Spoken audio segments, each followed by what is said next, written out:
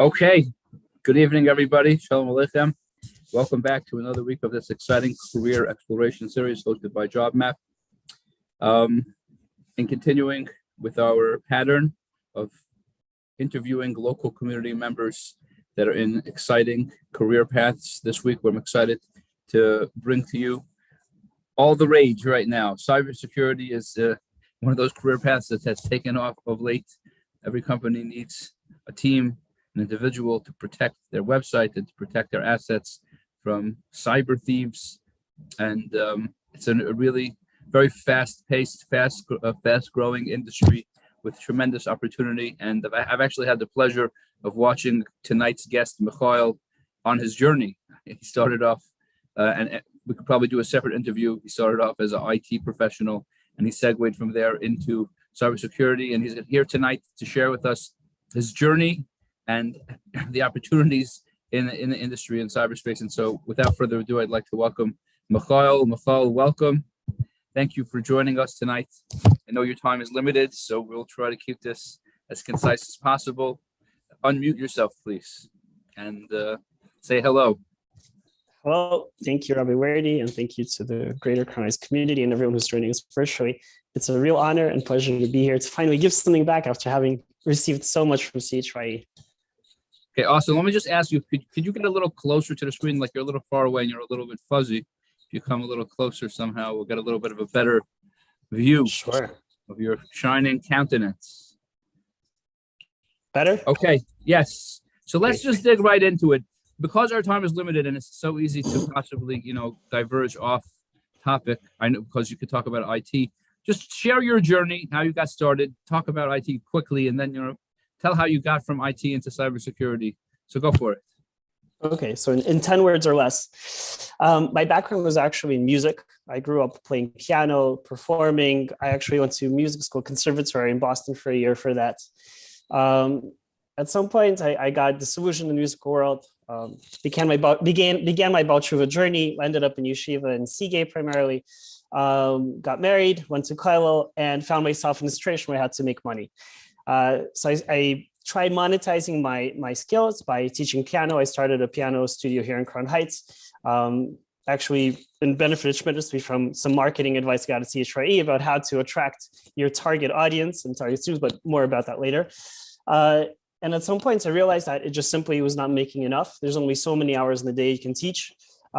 And so I started thinking what else I can do. And I figured if I'm going to be dropping music, one of the loves of my life, it better be for something very cool and interesting. And it was the same time that the DNC hacks were happening. And every week it's another major firm that gets breached. And that really interested me. So I started asking around. I asked for advice from people in and out side of cybersecurity, whether or not it needs degrees and what's the parnasa like, and if I could do it part-time, because I really wanted to stick to music part-time. But ultimately, I found out that was a viable path forward, and I studied part-time for 2 years at the same time as working and helping with the kids. And ultimately, Baruch Hashem, I landed my first job as a penetration tester, which is the offensive security side of cybersecurity. Okay, nice. So let's unpack what you just said a little bit over there. You said you studied for 2 years. So if what does it take to become to get a career in cybersecurity? What do you have to do? You self-taught, you went to schools, you went to boot camp. What skills do you have to have? What type of personality do you have to have, to be a fit for cybersecurity? Sure. So the short answer is it depends, because cybersecurity itself is a very large industry. And so there are various different sub-industries within there, and each of them require different skill sets, different certifications, etc. And each one of them is a different path. With regards to the one that I took, which was offensive security, and someone is breaking down the door over here. With regards to offensive security, all it really requires is proof of hands-on skill, proof of knowledge. They don't care about degrees. They don't care necessarily about experience. As long as a person has the skills, the hands-on practice where they can go and prove what they know. In terms of actual study program, I started out by getting a background inside of IT. I got 2 certifications in that, which was totally unnecessary in hindsight. Stop. You know what? Stop. Whoever's banging, put your stop. Go over there and tell them you're in the middle of something. They should come back. Sure.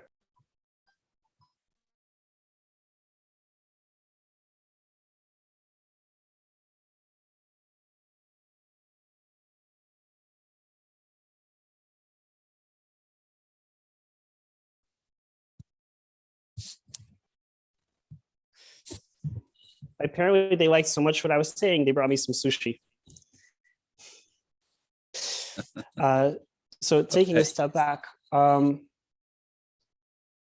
So yes, the path to cybersecurity there's many different paths how to get into it, because ultimately what you're doing is you're approaching any sort of technology, but from a security lens, which means you don't necessarily have to be the biggest expert in whatever it is you're trying to secure, or you're trying to find problems in whatever area in security you're approaching, but you need to know it well enough in order to be able to dig in, look at it from a security lens and find problems. And so that's what I did. I got a basic understanding of networking. I got 2 certifications, which I mentioned was in hindsight not necessarily that important to get. And then I started studying specifically network penetration testing, which is the branch of cybersecurity that deals with finding problems inside of whatever it is you're testing. The area I was focusing in on was network penetration testing, which is like routers, modems, anything that a company uses in order to communicate internally and with the outside world. But a much more in-demand area is probably web application penetration testing. And there's other areas that are on the rise. So I'll be happy to speak about that as we progress here. Now, again, you self-taught on YouTube, or you took a boot camp and online training? What did you do? So the first thing I did was get advice from professionals who already worked in this field, in this particular profession. They told me of 2 different certification programs that were considered very reputable. One of them I took, but when I started applying to jobs, and this is from the SANS Institute, which is a very reputable but very expensive institute. Once I got a job, once I got the certification, I saw that what they were looking for more was hands-on practice and experience, and not so much the theoretical stuff that the SANS Institute certification gave me. So I went for the other one that I was told about, which is the OSCP, which culminates in a 24-hour exam. So it is the pinnacle of hands-on proof of knowledge and skills. And once I got that one, there were several doors and various different companies that extended offers to me. What is the cost for that certification? The first one, that was more theoretical, cost close to $6,000. I believe it was $6,660 along those lines, including the exam itself. And it's a self-paced online course? Yes, self-paced. Well, they allow you to do it either live, in person, live online, or on-demand self-paced. I did the self-paced option. What pre-skills does it require? You come with nothing. What do you have to come? What level of preparation? So that particular course required basic knowledge of networking, but they went over all of the basics. They regurgitated everything that I learned previously. But again, that particular course was not the one that got me into my first job. But the next one, there was a ton of material that's available on YouTube, online, in the bug bounty community. What community? What's the names of the communities? The bug bounty community. Bug bounce community? Bug bounty. Okay. Bug bounty. Yes. So there has been a new trend recently where companies have begun to be much more proactive about their cybersecurity. So instead of waiting until they get breached and then they have to settle a lawsuit for hundreds of millions of dollars, instead, they started investing much more into security upfront. And part of that effort is incentivizing hackers, good hackers, bad hackers, they don't care, to find for bugs in their controlled environments and submit it to them for payouts. So there's a whole community of bug bounty hunters that they sign up, you're given a target, the company says, here's our websites that we want you to hack, here's our network IP, whatever. and you just go at it. And then when you find stuff, you can submit it, and they, based on how important and how big of a bug it is, they pay out. So there's a very large community of bug bounty testers, and they share lots of knowledge. And there's online labs and environments such as Hack the Box, Try Hack Me, various different. Pen Tester Lab is another amazing resource. These are places where for very cheap, a person can go and just start hacking and trying things out and learning as they go. And they have a lot of classes and courses and materials on there for that. So as I was studying for the OSCP, I was watching these videos of these hackers showing their walkthroughs, how they went through this challenge, they went through that challenge, this is their technique, this is how they find for stuff. And it's all laid out in front of you. All you have to do is just learn the basics, learn whatever technology it's based on, whether it's a web application, whether it's network, and then begin learning about the security problems that can exist in that, either inherently to the technology or misconfigurations. Because the first 5 years that someone is working in IT or in programming, they're just trying to keep their job. They don't know what they're doing, okay? So they're making mistakes left and right just to, they should have a product in the end. The next 5 years, they're okay. They know what they're doing, but maybe a little bit of security here and there. And then finally, after 10 years, you have someone who is security conscious and whatever they're doing is secured. So there's misconfigurations of 10 years worth and security vulnerabilities. And that's why there's so much opportunity for security testers. So you took this second certification. How much was that certification? That one was significantly cheaper. I think it was 2,000 or 2,500. So if somebody wants to get into cyber, they should go for that second certification, you're saying? Yes, but after I actually got my first job as a network pen tester, they had me do a U-turn and focus instead on web application security.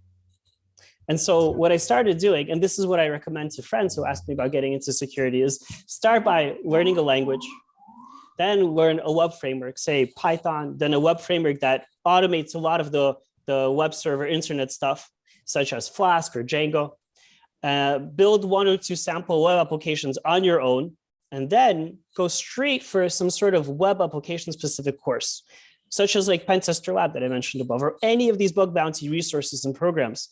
And then that'll give you hands-on knowledge and practice about specific security misconfigurations and vulnerabilities similar to the stuff that you were just trying to build and make work.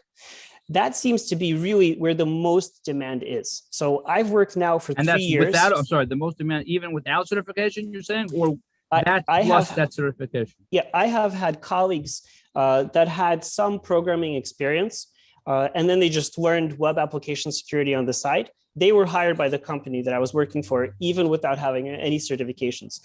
Because most companies today, the majority of their work is web application security, web application testing. So even though someone has network testing skills, and I was hired for that, given the certifications I had and the teaching experience or whatever, but the majority of work is web application. And even now, 3 years after I had my first job and I was interviewing around, even in those like really niche network jobs, network specific security jobs, they were still asking me web application questions. So all of this leads me to believe that actually the fastest way in, from my vantage point and my experience, is actually down the web application route. When a person picks up the basics of programming, can build a few applications, nothing too crazy, nothing too advanced, but understanding how all the moving parts work together, and then start to learn straight away the security misconfigurations and vulnerabilities associated with web applications. And there are specific courses for web application security and specific certifications, but not necessarily a person must have those. What are they? Can you list them off the top of your head? What is? Sure. So SANS Institute has a web application penetration tester course. There's eLearn Security, which is another one. Portswigger, the makers of Burp Suites, they have a specialized certification for their tool, which is really the go-to tool for testing web applications. But in addition to that, there's all of these hands-on with practical labs resources, such as Pen Tester Lab, Hack the Box, and try hack me. Very nice. Can you talk just for briefly, what is a day in the life of a cybersecurity expert? What are you doing? Describe that. So this is with the caveat that my area of expertise was penetration testing. Now I work as a security engineer, which is on the other side of the fence. So I'll describe both. First, the penetration testing, you're given a project. The project can last a few days, a week, whatever it is. It could be a web application, could be a network. It could be someone's AWS cloud account. And your job is to try to break into it, try to find the weaknesses. You use a combination of automated tools, scanning tools, and also just manual poking, trying to understand how it was created and what are certain edge cases that they perhaps didn't think about that actually an attacker would be able to use to their advantage, to whatever it is, take over an account, get free coupons for themselves, whatever it is, all sorts of different weaknesses. Now, sometimes this can be very exciting and very interesting where, day one, you find something, or it's something really interesting and it takes you 3 days to find. Sometimes it can be very grueling where day 4, day 5, day 10, and you have very little to show for it. And it can be difficult. And it's like analogous to someone, looking for a crack in a large brick wall, and then poking here, poking there, nothing. And then finally at the last moment, oh, what is this over here shaking? And then you pull it out and the whole thing comes crumbling. So on the one hand, you have this humongous flexibility to be able to just go at it, hack away, poke at anything. But on the other hand, you can get burnt out because there's infinite ways that you can try and hack something. Ranging from common hacker techniques to what nation states, what governments are doing. And there's literally no end to that. If someone wants to get in, eventually they'll get in. It's just a question of how much effort they're willing to put in. Nice. So that's as a hacker, penetration tester. As a security engineer, what I do now is I work internally to help the company be more secure. I help developers write more secure code. We try to put guardrails using automation that helps prevent certain common security mistakes from happening, and really working internally, that using all of my experience and knowledge on the inside to help them understand what could be the impact of certain things and how they can prevent and make things secure from the start. Because once again, the shift is all moving earlier and earlier in the chain. Before it was waiting until they get hacked. Then it was, let's hire people to try to find our problems and invest more. Let's hire random hackers to break into our stuff and then we'll pay them for what they find. And now it's going even back. How about before we let out the product, let's try to find all the mistakes and security bugs and eliminate them as early on as possible. Okay. Talk a little bit about compensation. What does an early stage person expect to make and what's the growth opportunity? Sure. So it depends. It depends on a lot of things. It depends on where a person is located geographically. It depends on the particular area in cybersecurity they're getting into. Penetration testing, I've heard of people starting at a junior role anywhere between 70 to 100 grand a year. When I was doing my research, and this was 4 years ago, I believe, 4 or 5 years ago, I was seeing ads online for experienced pen testers with 2-3 years experience. They were offering 120, 130. Within 2, 3, 4 years, 5 years, a person can basically double their salary as long as they're building up the skill set and looking for areas how to maximize their impact and sell themselves and sell what they're able to offer to the company. So like in this case, I was able to use my offensive security insight and experience, and to the company, this is very valuable because you, as a defender, you can imagine all you want, but knowing internally what attackers think about and what they do is priceless. So a lot of companies value that kind of skill set. So it all depends. One very important thing that I learned at CHYE when I was actually building my piano studio was, instead of starting with, well, what do I have? What do I know? Let me try and go sell it to other people. Instead, start with your target. Start with thinking, who do you want to impress? Who do you want to hire you? So in that case, in that point, it was the parents of students that I wanted to sell to them my ability to give their kids a creative outlet, et cetera, et cetera. In this case, you want to get hired by a cybersecurity company. So the first question a person needs to ask is, which profession, which subfield in cybersecurity do I want to go into? Because the area that interests you most is the area that you're going to be most likely to succeed in, have the most passion. It's not going to be miserable, and you're going to always have an interest to grow and push yourself more in it. So once you have that clarity and you know which area in security you want to go into, now do your research. What does the company look for? What skills do they have? Perhaps some of the skills and experience you have aligns. So like in my case, the fact that I dealt with difficult parents sometimes or explained complex ideas to students of various ages, they're like, oh, well, great. We're a cybersecurity consultancy. We need to explain abstract security ideas to people, from executives to developers. Excellent. So that aligns. So sometimes based on knowing who your target is, you can focus in and ask yourself, how do I fit in? Or what do I have to develop in order to be an attractive client, an attractive candidate to them? And you can do that by asking people who already work in the field, asking people who work in the company, networking, or by asking the company themselves. The company that hired me, I actually made contact with them 5 years ago.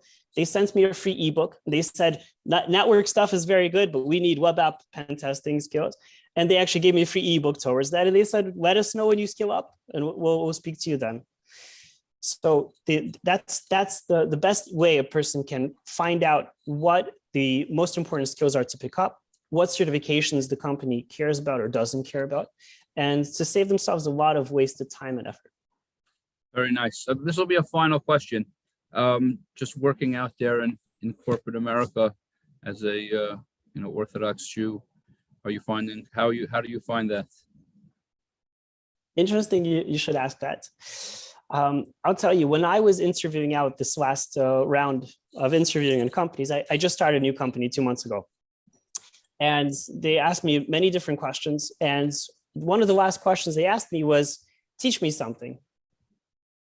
So here you are, you're asking a Lubavitcher, teach you something. I couldn't resist. I said, listen, if this blows the job for me, so be it. But you asked me to teach, so I told the person about the Sheva mitzvahs, the 7 Noahide mitzvahs. But are you finding are people respectful? Have you experienced anti-Semitism or anything? Yeah, sure. I'll address that. But what I just wanted to bring out from this is that he loved it. He said, thank you so much. You gave me many chances to change topic, but I found what you said very interesting, and they hired me. So in my experience, on the contrary, the fact that you're different, the fact that you have your identity, the fact that you're confident in who you are, they're only supportive and respectful of that. And they do anything they can in order to create a respective, cohesive, supportive environment for who you are. It's very popular today to be different and to be diverse and to be patient and accepting. And being a frum Jew chassid is no exclusion to that. And on the contrary, many of the things that I share with people always appreciate. And I've met many good friends and Yidden and brought them to Crown Heights and non-Jews and taught them Shavas V'Noach. And it's really a welcoming world and a corporate culture that is awaiting for us to take part and to bring our light and our talents to the forefront. That's wonderful. First of all, you're, as everyone listening could picture, you're an excellent communicator. Our time is short, so just if people find this topic fascinating and they'd be interested in speaking to you personally to get your guidance, how would they would you be open to that? And if yes, how would they reach you? Absolutely.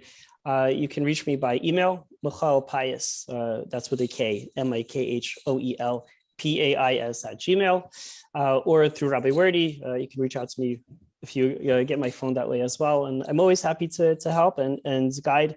I'm only here where I've managed to get today because of all of the people who have lent me their numerous hours and advice and help and patience to guide me to where I managed to get today. So I'm more than happy to do the least, at the very least, to somehow return back and give that onwards to others. That's awesome. Thank you so much. It's really a wonderful conversation. I wish we had more time. We could unpack it some more. Maybe we could even diverge in a little bit into IT, but for tonight, we'll have to leave it there tonight. So thank you very much. I wish you continued success. And anyone that's listening, if you're interested in cybersecurity, you can reach out to me, you can reach out to Michael. Stay tuned. God willing, next week, Wednesday night, we're going to move on to the next topic. Next week, we're going to talk about fitness coaching as a career path. We have a wonderful guest coming up. So take care. Have a wonderful week. All the best. Thank you, Thank Mikhail. you. You too. Thank you.